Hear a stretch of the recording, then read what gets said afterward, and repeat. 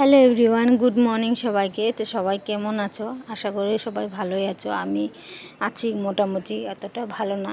তো কয়েকদিন ধরে অনেক দিন হচ্ছে আমি কোনো ব্লগ ছাড়তে পারি নাই।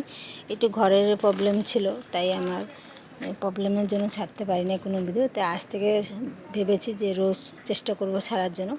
তো এই যে সকালে বাসি কাজটা সব শেষ করে তারপরে যে ঠাকুরের জন্য ফুল আনলাম, ফুল এনে আমি সুন্দর করে ঘরে ঠাকুরের পুজো দিয়ে নিলাম, মা লক্ষ্মীকে রাধাকৃষ্ণকে পুজো দিয়ে তারপরে আমি বাইরে বাবা ভোলেনাথরে আমি জল ঢেলে পুজো দিয়ে নিলাম। সুন্দর করে আজকে সাজায় পূজা দিচ্ছি। দেখো তোমাদের কে কে তোমরা বাবা ভোলেনাথের এরকম করে সাজায় দিলে ভালো লাগে, তোমরা কমেন্টে অবশ্যই বলো।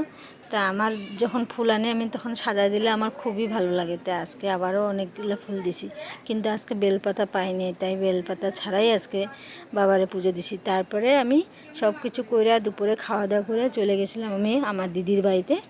তা দিদি এক জায়গায় যাবে, তাই আমাকে বলছিল তুই আমার সাথে যাবি।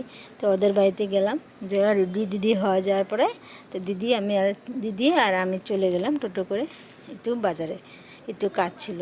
তো আজকের ভিডিও এতটুকুই, পরবর্তী আবার ভিডিও দেওয়ার চেষ্টা করবো। তোমরা আমার ভিডিও দেখলে ভালো লাগলে লাইক শেয়ার করে দিও।